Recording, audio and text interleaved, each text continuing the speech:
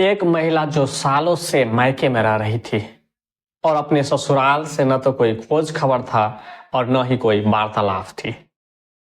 अचानक उनका पति एक दिन एक महंगे गाड़ी से उतरता है और उसकी तरफ रुख करता है। महिला दूर से उन्हें ही देख रही होती है। मन ही मन बहुत ज्यादा खुशी हो रही होती है कि उनका पति उनसे मिलने को आ रहा होता है, लेकिन कुछ ही पल में खुशी गम में बदल जाता है। उनके पीछे कुछ पुलिस वाले भी आते हुए नजर आते हैं और तब एक ऐसा शख्स आता है, उन्हें पैर छू लेता है। दोस्तों, ये सब दृश्य देखकर उनके आंसू जरूर निकलते हैं, लेकिन गम या दुख के आंसू नहीं, खुशी के आंसू निकलते हैं। जब इस खुशी की रियलिटी और सच्चाई की पता उनके मायके में रहने वाले आस पड़ोसियों को और दूर दूर में जो लोग भी इन्हें सुना और समझा, वो बेहद ही चकित हो गया, हैरान परेशान हो गया। और एक ऐसी घटना, एक ऐसी दास्तां जिन्हें दिल को छू जाता है और दिल तक नमस्कार दोस्तों, यह घटना कहे तो यह कहानी बिहार के जमुई जिला के एक छोटे से गांव की है, जहां शिव प्रसाद घर का मुखिया होता है और उनके 3 बच्चे होते हैं। शिव प्रसाद के बच्चे होते हैं, सबसे बड़े मनोज, इससे छोटे सनोज और इससे भी छोटे एक बिटिया होती है, बेटी होती है। और बेहद ही गरीब, साधारण और मेहनत मजदूरी करके किसी तरह अपना जीवन यापन करते हैं। और ना तो उसके पास ज्यादा खेती बाड़ी करने के लिए खेती होती है, न ही अच्छे संसाधन होते हैं, न ही गांव में भरपूर काम मिल सकते हैं ताकि उनकी जिंदगी थोड़ा बेहतर हो सके। मनोज और सरोज के पिता तो मजदूरी करते ही थे, साथ में उनके माता भी मजदूरी किया करते थे। दूसरे के खेतों में काम किया करते थे, वहीं पर कुछ खाना मिलता और कुछ पैसे मिलते जिससे अपना परिवार चलाते थे।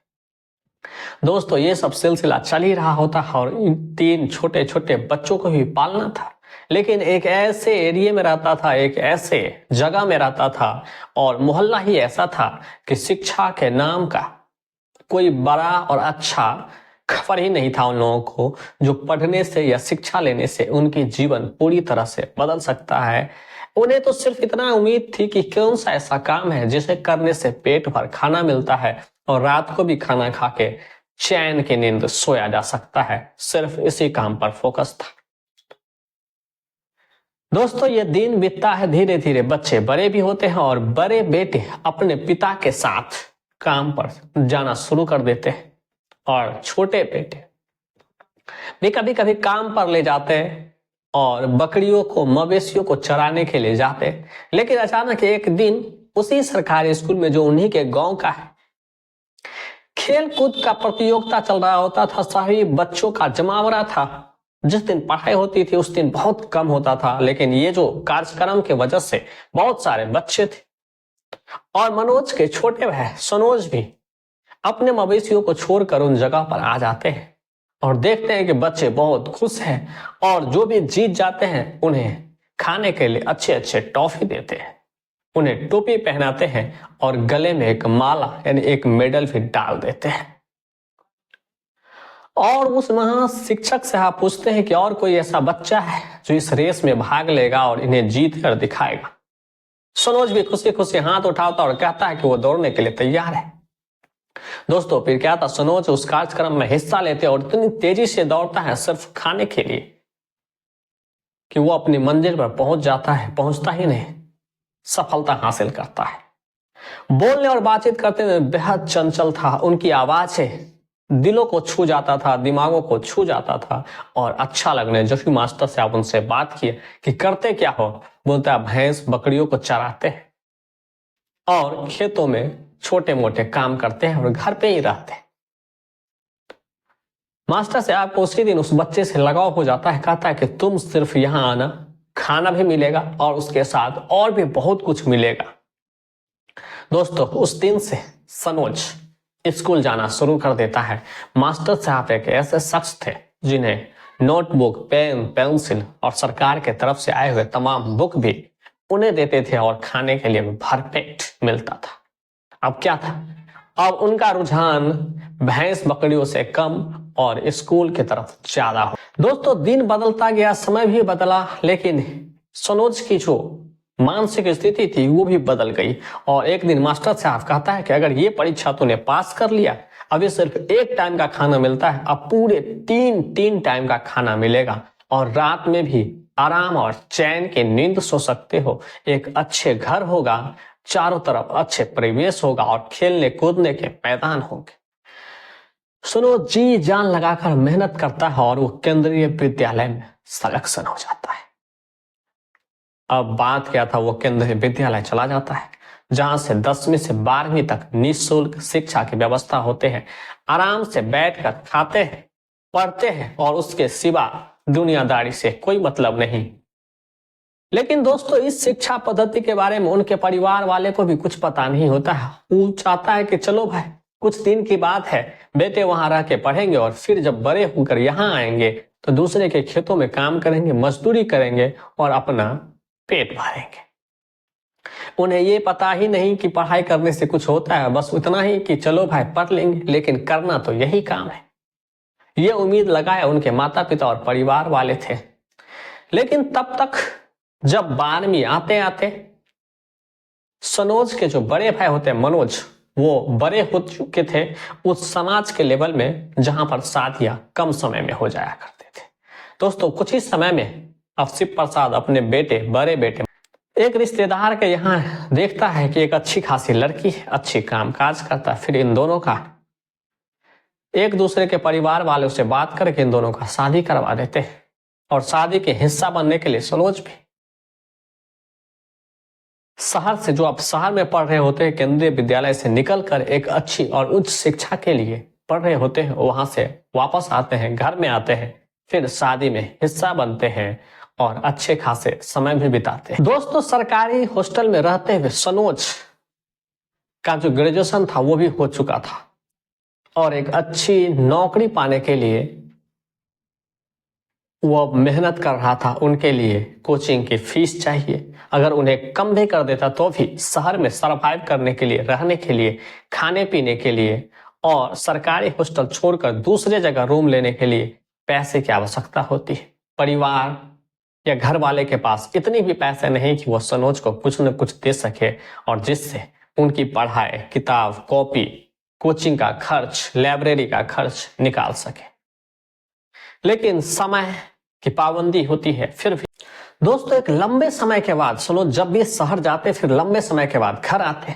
शादी के बाद सालों बाद अब घर लौट रहा था।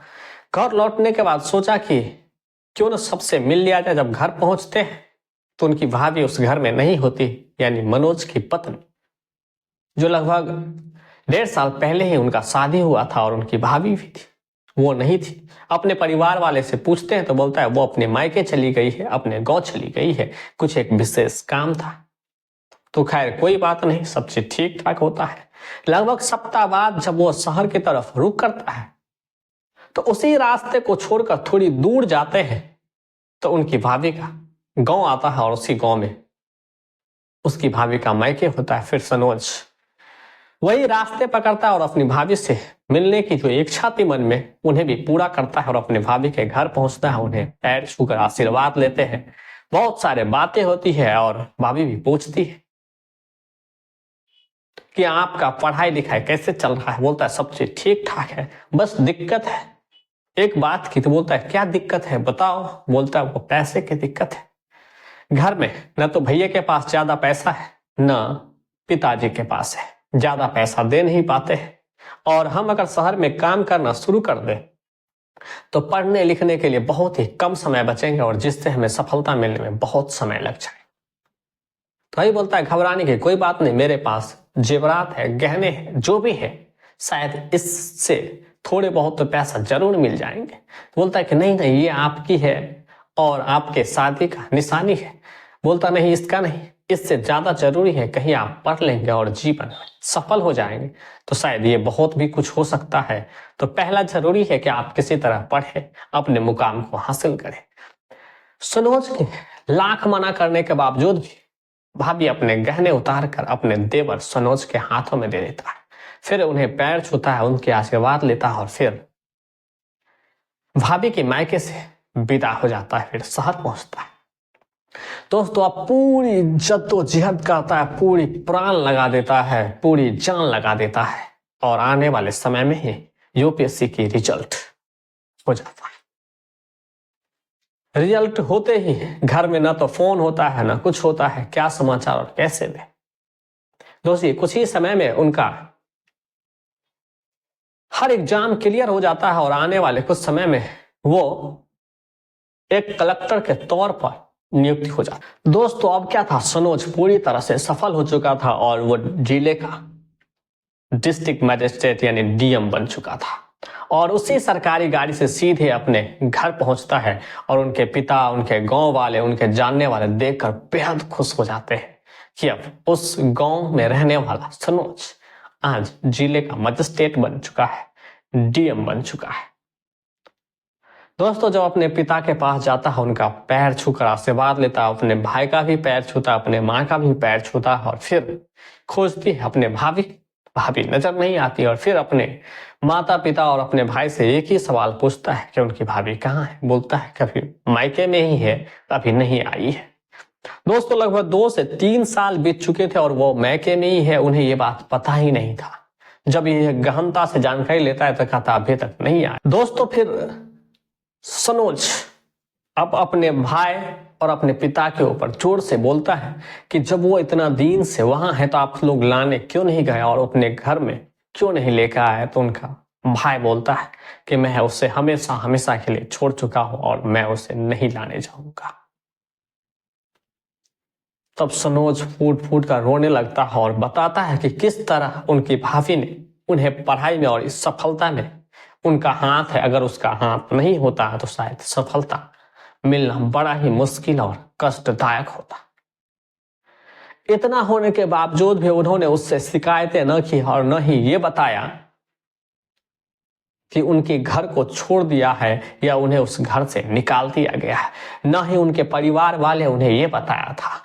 और जब अपनी माँ से ये बात पूछता है कि तूने इतना दिन पहले मुझसे क्यों छुपाया था, उन्हें यही कहा कि शायद तुम्हें वहां टेंशन हो जाता, परेशानी हो जाता और पढ़ने लिखने में दिक्कत हो जाता, इसलिए हम सब ने मिलकर यही सोचा कि ये बात तुम्हें दूर दूर तक पता ना हो, और जब तुम्हारा पढ़ाई खत्म हो जाओ और घर आ जाओ तो ये जो असलियत है जान जाओ।